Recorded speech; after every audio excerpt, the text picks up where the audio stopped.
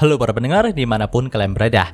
Balik lagi channel Gary Christopher. Oke, dalam video kali ini gue akan kembali membahas tentang LN Isekai The Cheat. Dalam part sebelumnya, kita sudah mengetahui kalau Yuya dan yang lainnya itu sudah dibawa oleh Oma untuk menuju ke pusat Isekai yang mereka tempati sekarang ini. Tepatnya, tempat itu berada di bagian terdalam dari hutan sarang iblis besar. Di sana ada sebuah lubang raksasa yang katanya dibuat oleh Sage sendiri untuk mencapai inti dari Isekai ini. Oma juga mengklaim kalau dalam lubang itu terdapat sebuah kristal sihir yang bisa menggerakkan pesawat luar angkasa dari Mare. Dalam part kali ini, panel cerita pun berfokus kepada Yuya dan yang lainnya nih, yang sedang menaiki sebuah lingkaran sihir buatan Oma untuk masuk ke dalam lubang yang telah dibuat oleh Sage. Dalam lubang itu, Yuya dan lainnya pun bisa melihat kalau terdapat banyak lava panas yang siap melahat mereka ketika terjatuh dari lingkaran sihirnya Oma. Maka dari itu Oma pun berkata, kalau mereka harus berhati-hati ketika berada dalam tempat ini. Walaupun Oma sudah melindungi mereka dengan sihir anti lava dan hawa panas, tapi tetap saja mereka pasti akan merasakan trauma berat jika terjatuh dalam lava yang sangat mengerikan itu. Sementara itu nih, pandangan dari Mare pun tidak tertuju kepada lava yang ada di sana, namun tertuju kepada sesuatu yang lain, yaitu alasan mengapa dia turun ke sini. Ya, yang terus dipandangi oleh Mare itu adalah bebatuan kristal sihir yang mengeras di beberapa titik dinding lubang lava ini. Mare pun langsung tertegun ketika melihatnya, karena memang itu bukanlah batu kristal sihir biasa, melainkan serpihan dari energi inti Isekai ini yang mengeras dan berubah menjadi bebatuan kristal. Nah, hal itu pun langsung dibetulkan sama Oma nih. Mendengarkan hal itu, Yuya pun sempat terdiam nih ketika dia mendengar kalau memang batu kristal itu adalah energi dari Isekai ini. Ia juga sempat bertanya apakah nggak apa-apa kalau mereka mengambil batu kristal energi sihir ini. Mendengarkan hal itu, Oma pun berkata itu nggak apa-apa, karena memang mengambil batu sihir ini nggak akan mempengaruhi Isekai ini sama sekali. Maka dari itulah Yuya harus segera menambang kristal sihir itu jika ingin Mare itu bisa pulang ke planetnya kembali. Setelah mendengarkan hal itu, Yuya dan Yuti pun mulai menambang batu kristal yang ada di sana nih. Tapi tak lama kemudian, guncangan hebat pun terjadi dalam lubang itu. Sontak baik Yuya dan Yuti langsung bingung dengan apa yang terjadi. Sementara itu Oma pun berkata kalau benar saja ya, makhluk itu nggak akan membiarkan kita untuk mengambil kristal ini dengan cuma-cuma. Di sini Oma pun meminta Yuya dan Yuti untuk bersiap bertarung, karena memang penjaga dari inti Isekai ini akan segera datang. Setelah Oma mengatakan hal itu, sesosok monster lava raksasa pun muncul di dekat mereka. Melihat hal itu membuat Yuya sedikit gemetar nih, karena memang tadi Oma bilang secara jelas kalau monster lava yang ada di hadapannya sekarang ini adalah penjaga dari Isekai ini. Mungkin mereka itu bisa mengalahkan Aphis dan segala evil lainnya, walau dengan susah payah gitu.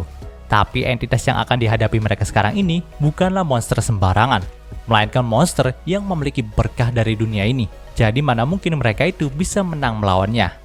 Mendengarkan sikap pesimis dari Yuya itu membuat Oma jadi sedikit tersentak nih. Dia pun berkata kalau Yuya itu nggak perlu menahan diri lagi untuk melawan monster ini. Jika Yuya itu menahan diri dalam melawannya, maka dapat dipastikan kalau Yuya itu bisa mati. Tapi tenang saja, lagi pula, aku sudah memperhitungkan kekuatan dari monster ini. Jadi Yuya itu masih bisa memiliki kesempatan menang ketika melawannya. Tentu aja jawaban santai dari Oma itu sedikit membuat Yuya jadi kesal nih. Tapi mau bagaimana lagi, dia itu harus mengalahkan monster ini jika ingin membantu Mare pulang ke planetnya. Lagi pula, selama ini, Mare juga sudah beristirahat dan mengisi ulang daya mode bertempurnya. Yuya yakin dengan bantuan dari Mare, maka mereka itu bisa mengalahkan sang monster. Namun apa daya nih, keberuntungan itu masih belum berpihak kepada Yuya, karena si Mare juga masih belum bisa mengeluarkan mode bertempurnya. Tapi dia itu akan tetap membantu Yuya dengan cara menganalisis kemampuan dari monster itu. Jadi saat ini, Yuya hanya bisa bergantung kepada Mare dalam hal analisis saja. Selain itu, sama seperti pertarungan sebelumnya, Ciel itu nggak diperbolehkan bertarung sama Oma. Jadi di sini lagi-lagi, hanya Yuya, Yuti, dan Nath sajalah yang akan bertarung melawan monster itu. Sedangkan Akatsuki akan menjadi benteng perlindungan Mare dengan menggunakan kekuatan dari sentuarinya. Di sini, Yuya pun berusaha menahan monster itu dengan sekuat tenaga. Dimulai dari menggunakan senjata Absolute Spear-nya, Yuya pun terus menerjang monster itu dengan menggunakan skill dari Holy Spear yang telah dikuasainya. Ditambah lagi dengan buff dari kekuatan evil dan magic attire-nya. Yuya pun sukses menghancurkan salah satu lengan dari monster lava itu. Tapi nampaknya hal itu nggak terlalu berdampak kepada sang monster, karena memang lengan monster itu bisa beregenerasi dari lava yang ada di sekitarnya. Melihat kalau serangan Yuya itu nggak mempan, kini giliran Yuti yang beraksi. Ia pun terus memancing sang monster untuk berada tepat di bawah jebakan panah miliknya. Setelah sang monster itu jatuh ke jebakannya, kumpulan anak panah sihir yang dimiliki oleh Yuti pun langsung menerjang sang monster. Tapi, tetap saja serangan itu tidak terlalu berefek kepada sang monster. Bahkan armor dalam tubuh monster itu tidak terlalu tergores karena serangan dari Yuti tadi. Nampaknya armor dari monster lava itu terbuat dari bahan terkeras yang ada di isekai ini. Maka dari itulah, panah sihir milik Yuti itu nggak bisa menembusnya. Namun di sini, Yuti itu masih belum menyerah, karena memang dia itu masih belum menunjukkan skill terbaiknya. Nah, setelah sekian lama menganalisa, Mer pun akhirnya mengetahui nih, kalau titik lemah dari sang monster lava itu tepat berada di dadanya, karena memang radar dari Mer itu merasakan kalau dalam dada monster itu telah tertanam kristal sihir yang ingin mereka ambil. Maka dari itulah kekuatan regenerasi dari monster itu sangat luar biasa. Mendengarkan hal itu, Yuya pun langsung menginstruksikan Yuti dan Knight untuk memfokuskan serangan mereka kepada dada dari monster lava itu. Di sini, Yuti pun langsung menyerang monster itu dengan skill terbaiknya, yang bernama Comet, di mana dia itu melepaskan ribuan anak panah super yang telah dilapisi oleh seluruh energi sihirnya. Sedangkan Knight menyerang monster itu dengan skill Magic Attire-nya. Dan serangan pamungkas pun dilakukan sama Yuya dengan menggunakan Omni Sword-nya. Namun nih, serangan Omni Sword milik Yuya itu yang diperkuat dengan skill dari Holy Sword Iris itu masih belum bisa menembus armor dari sang penjaga inti isekai ini.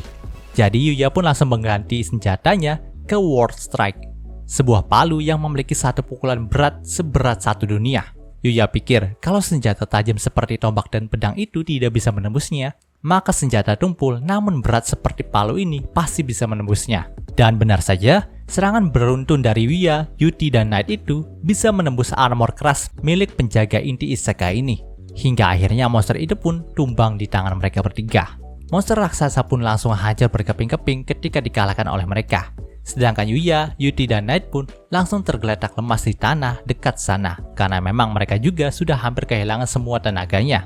Di sini, Yuya pun lega nih, kalau ujian mereka ini udah berakhir, dan untung saja mereka itu masih menang melawan penjaga dari inti isekai ini. Mendengarkan hal pesimis dari Yuya membuat Oma menasihatinya lagi nih. Ia pun berkata, kalau Yuya itu jangan berkata bodoh seperti itu. Lagi pula Oma juga tidak mungkin ngaduin Yuya sama makhluk yang gak bisa dikalahinnya. Jadi sebenarnya dari awal si Oma itu udah yakin banget kalau Yuya bisa mengalahkan monster tadi. Yuya pun hanya bisa tersenyum masam ketika mendengarkan tanggapan itu. Tapi dalam pikirannya ia pun berkata, kalau nampaknya nih baik Oma dan Master Kleci itu selalu menempatkan dirinya ke dalam standar kekuatan yang sangat luar biasa. Maka dari itulah mereka selalu membuat Yuya melawan monster-monster yang gak masuk akal. Nah, setelah itu entah kenapa Oma pun langsung melihat ke arah sekelilingnya dan berkata nih, kalau dia tahu Yuya itu bisa mengalahkannya, jadi sekarang jangan diam saja dan biarkanlah suaramu itu terdengar, Argena. Tepat setelah Oma mengatakan hal itu, suara seorang wanita pun langsung terdengar di sana. Dan sang wanita itu pun berkata kalau Genesis Dragon memang tidak pernah merubah sikapnya ya. Nah anehnya, saat Yuya melihat ke arah sekeliling, dia itu nggak bisa melihat sosok perempuan yang bersuara tadi. Reaksi berbeda pun langsung ditunjukkan sama Mer nih. Ketika ia mendengar suara dari Argena, ia pun langsung tertegun, seakan tidak percaya. Lalu ia berkata kalau suara perempuan ini merupakan suara dari planet ini sendiri. Maka dengan begitu bisa dibilang, planet atau dunia atau isekai yang sekarang ini mereka tempati sudah lahir sejak zaman primordial luar angkasa. Namun di sini, si Yuya itu masih nggak ngerti dengan omongan dari Mer. Jadi, Oma pun menjelaskan kepada Yuya nih, mau dicari dimanapun, Argena itu nggak akan bisa ditemukan. Karena memang benar apa yang dikatakan sama Mer tadi, Argena adalah dunia ini sendiri, tempat di mana kamu berdiri. Tentu aja Yuya pun kembali dikagetkan dengan hal di luar nalar seperti itu. Nah, ketika Oma mengatakan hal itu kepada Yuya, Argena pun berkata lagi, kalau sikap Oma yang seperti itu memang tidak berubah dari dulu ya. Maka dari itulah, Oma sendiri bisa dikalahkan sama Xenophis. Mendengarkan sarkasme dari Argena membuat Oma jadi sedikit kesal nih. Lalu ia pun berkata kalau Xenophis adalah orang yang sangat spesial. Maka dari itulah dia bisa mengalahkanku. Bahkan sampai sekarang ini, dia adalah satu-satunya orang yang bisa mengalahkanku. Setelah itu, Argena pun langsung berbicara kepada Yuya nih. Ia berkata kalau kehadiran dari Yuya itu membuat rasa nostalgia yang teramat dalam kepada dirinya. karena memang hawa keberadaan milik Yuya itu sangat mirip dengan hawa keberadaan dari Yunosuke. Nah, Yuya pun langsung terdiam ketika nama itu disebut, karena memang Yunosuke adalah nama dari mendiang kakeknya sendiri. Lalu ia pun tanya nih, apakah memang kakeknya itu pernah datang ke isekai ini? Mendengarkan hal itu, Argena pun langsung mengiyakannya. Tapi nampaknya Yuya itu masih nggak percaya dengan perkataan dari Argena. Karena memang pada saat Yuya memasuki pintu menuju isekai ini, dia itu mendapatkan sebuah titel yang berbunyi kalau Yuya adalah orang pertama dari bumi yang masuk ke dalam isekai ini. Maka dari itulah nggak mungkin kakeknya juga ikut masuk dalam isekai ini.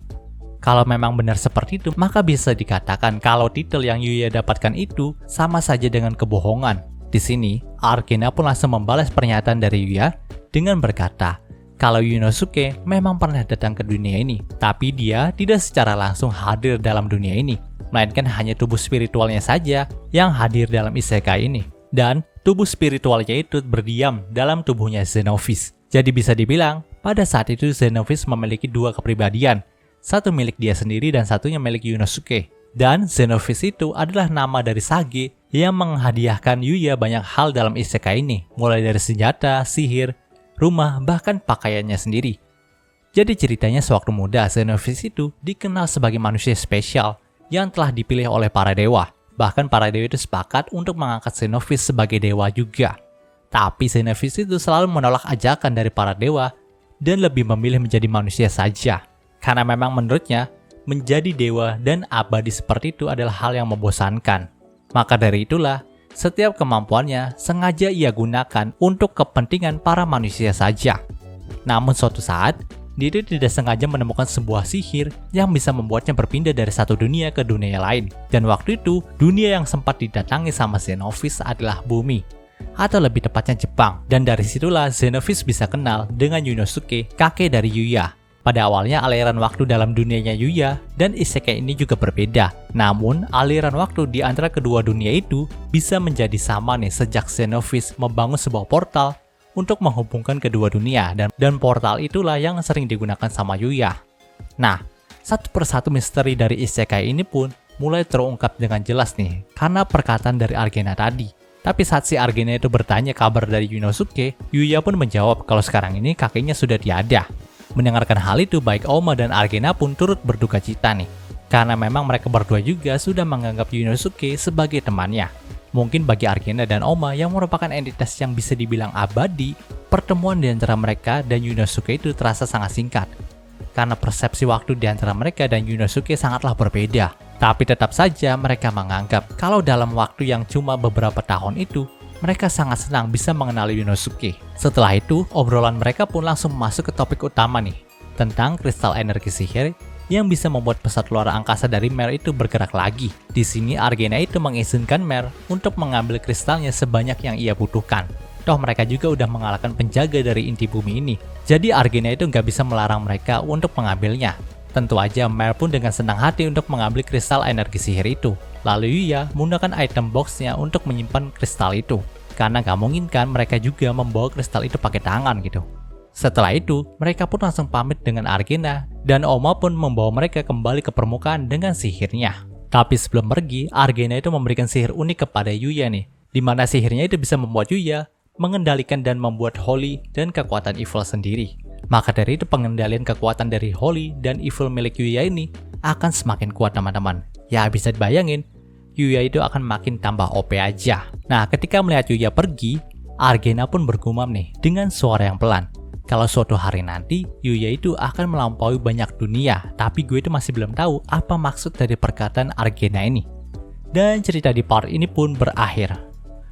Oke, mungkin seluruh pembahasan untuk isekai Digit-nya kali ini. Jika kalian suka video ini, jangan lupa untuk like, komen, dan juga subscribe dan juga share agar gue lebih semangat lagi dalam membuat video dalam channel ini. Terima kasih telah mendengarkan sampai detik ini. Gue Gear Christopher, signing off.